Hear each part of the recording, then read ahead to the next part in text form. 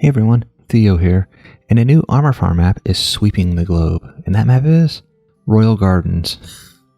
Alright, let's just find out what this is all about. So we'll be doing Royal Gardens on Ruthless difficulty, starting on Wave 22. So let's go ahead and get started.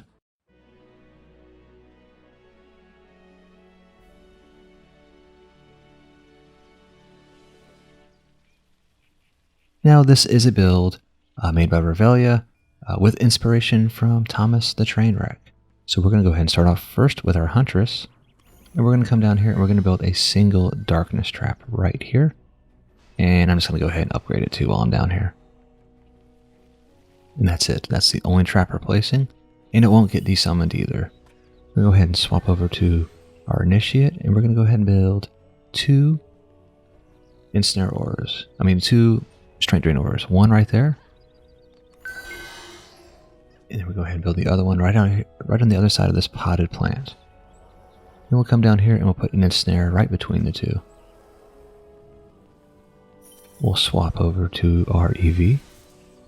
We're going to build a 4DU buff beam. I like to start that right there at this brick and goes all the way over to that brick. And that is it. We'll swap over to our Hermit. And we're going to start off with a Nature's Pylon, which is going to boost all of those auras right there. And then we're going to do 5 Seed Bomb Towers, a Mushroom Spore, and a Golem. Now the Seed Bomb is going to point in that direction, and then basically in diagonal directions in a radius. Just like that. We'll go ahead and place our Mushroom Spore and our Golem. Now we'll swap over to our Adept, and we are going to build the remaining DU is just going to be LTs. We're going to place it right here. And go ahead and build these LTs. Bam, bam, bam, bam, bam. And that's it. I'm going to go ahead and swap over to my Adept Upgrader and bring in my Tower Boost Monk. We're playing on Ruthless difficulty. You pretty much need a Tower Boost Monk on Ruthless difficulty. So we're going to get started. And while this is happening, my Tower Boost Monk generally will point at this direction, and I have my Adept Upgrader pointing right at that arch, right above that middle spot, and that's where we're going to use to upgrade all of our defenses. So this is a build that started kind of sweeping through Discord, maybe this week or last week, and people seem to have some decent results with it. I am not a big fan of armor farming on Ruthless, because when you have a Tower Boost Monk out, which is what you need for Ruthless, that does cut back on the potential of only getting armor.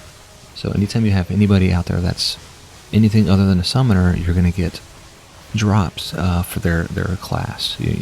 So we'll see monk weapons potentially drop. We'll have floor drops on monk weapons as opposed to only armor. But I'm also, I am told that this is the map, probably potentially the second best map for rolling ultimates, simply because of the amount of Group 6 mobs that exist. Now you're probably thinking, well, what are Group 6 mobs? Well, Group 6 mobs are Dark Elf Mages, Dark Elf Warriors, Wasps, Mechs, and Magus Towers.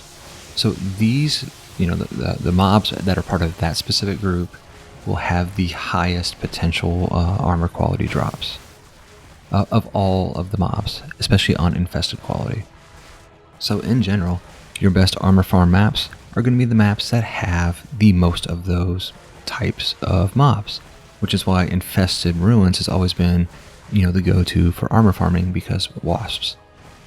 So that is why this is the map to run on Ruthless.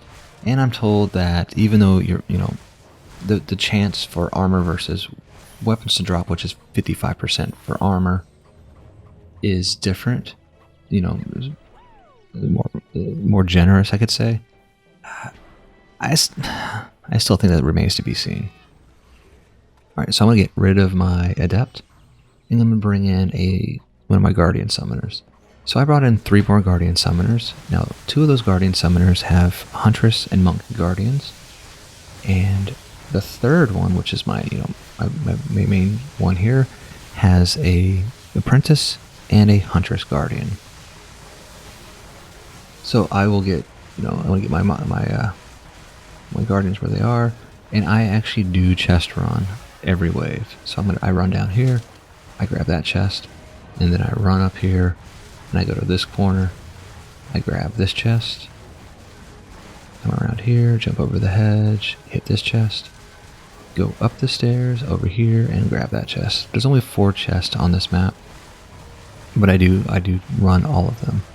So one of the other things, you see that my tower boost is going, that your tower boost most likely will run out near the very end. You might have like 5 mobs left, which isn't too bad, but those remaining mobs are ogres, and if your tower boost runs out, it may add an extra 20 to 30 seconds per wave. Now this is already a pretty fast map, even if you lose your tower boost. Like even when I was losing my tower boost when I'm not paying attention, those combat times were still like 36, 37 minutes. So it's kind of one of the other reasons why I don't know if I'm a big fan of armor farming on Ruthless, because I do need the tower boost, which means I'm not getting armor every time. But you have to be a little bit more active. You got to make sure that your tower boost stays active. It's just, yeah, Ruthless armor farming is for coping, yes, but it's also if you want to be active. So at the end of the day, the choice is up to you. But this is the build. It's solid. It works. It does its job. And you can see here, I'll run around and I'll grab some mana, because all that really matters to me is that my boost stays up through the entire wave. So I'm going to show you guys, wave 22 through wave 24 until we get the fairies on wave 25. There are no pet rewards on wave 30, and the pet rewards you get on wave 35 are just giraffes. If you're playing Ruthless, chances are you probably don't even need those builder pets. Giraffes, I mean, they can roll up to 800, but their move speed is lower than like all the other ones. You're better off using like pumpkin pirates or turkeys or diamonds, and if you have those as well. So giraffes are nice, but their move speed is so low compared to other builder pets. You're just better off using those builder pets than a giraffe. So that's it. So this map is really just about armor farming. Because the pets are negligible, there's no accessories, there's no core drops, there's no weapon drops that matter on this map. You're really just doing this for the armor. I've run about 10 to 12 of these, and I can tell you that I don't get it. I really don't.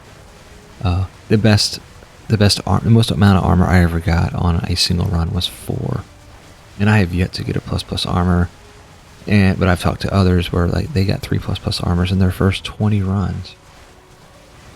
I am no such player. I have yet to get a plus. I'm averaging about 1.5 ults for every ult plus a piece of armor I get. And honestly, I'm only averaging maybe 2 to 3 armor pieces a run. Now, I mean, I guess it's not bad because the waves are pretty fast. But sometimes, like, I'll do like Nightmare on Almanac, and I can get I've gotten 10 to 12 pieces of armor in a single run. At this point in my gameplay, I'm not really looking for anything other than ult plus armor, which means really at the end of the day, I'm having to run these maps about 7, on average 7 times before I'll get a drop that matters to me. Alright, so that is it. Here we come. Here comes our fairy. And I don't actually think the fairies on Ruthless have been adjusted, because I have yet to get a fairy that's better than trans. So I don't think these fairies operate like the same ones from Striking Tree, where you can, you could potentially get up to a plus fairy, even though it's a pet that nobody uses. So we went and skipped ahead, and we're on wave 35 now. Now wave 35 will be difficult to maintain your hero boost simply because I don't know why, but it's the only wave that has slogers. And so as you'll probably have like 10 to 15, your tower boost may go out after you have like 10 or 15 left to go. And that's just because you're just sitting there waiting for these slow dudes to come out of the towers, to come out of the spawns and die. So just a heads up. Yeah, I mean, you're not. This has been the most perfect run I've ever done, where I had no stuck mobs. And by stuck mobs is those ogres coming from the east. Sometimes I'll just walk back and forth, kind of over there by the hedges, and that can extend your runtime. And I really haven't had that per se. And I was able to maintain my tower boost like throughout the entire wave for every wave. So for me, I would say this run's probably going to be a much faster run than I'm used to. I'm averaging probably about 34.5 to 35 minute combat time when running this map. But other than, I mean, I think I don't even know if I'll run this map again after this video. I did a whole bunch because I just wanted to see what it was all about. But this is not my style of armor farming. I like having my 4 summoners out. I like that. I like not having to maintain a tower boost. If they change percentages, maybe it'll be more worth it. But right now it's only 55% chance for armor to drop. But it's deflating when you see a plus show up on your screen and you're like excited, and you realize it's just a weapon drop, which means nothing. And in the 12 runs that I've done of this, I've gotten 4 plus weapon drops, and they've all been horrible.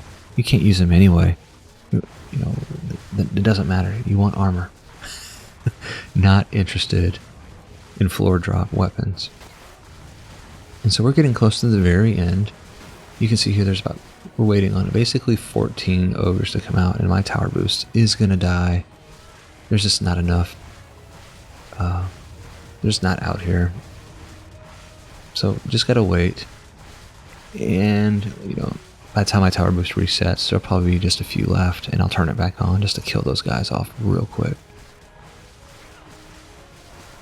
But that's pretty much it. That's the build. It's pretty chill, I'm going to be honest.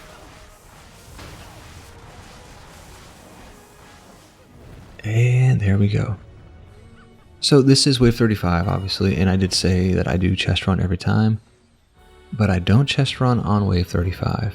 I wait till I get rid of all my heroes, and then I'll run around with my summoner and grab the 4 chests.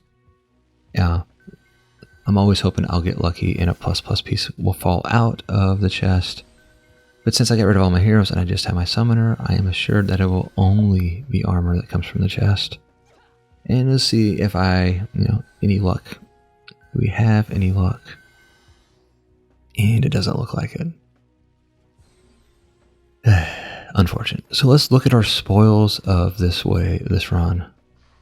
And yeah, just get some giraffes, yay. Weapons you're going to sell, and 2 pieces of armor for all that. And I just don't know if it's worth it. But for some, it may be. Give it a shot, have some fun, and look at that, 34 minutes and 1 second. That's my best time I've ever gotten. So like I said, this run was virtually perfect. There was one wave, and that was on wave 30. You see where's that 242 versus all the other ones are like at 220, where I had a ogre walking back and forth a little bit. So yeah, not bad at all. And we look at our mobs, you can see here, look at our Dark Elf Warriors and our Dark Elf Mages. Those are really high, and that's what you want on an armor farm map. You want a lot of those guys.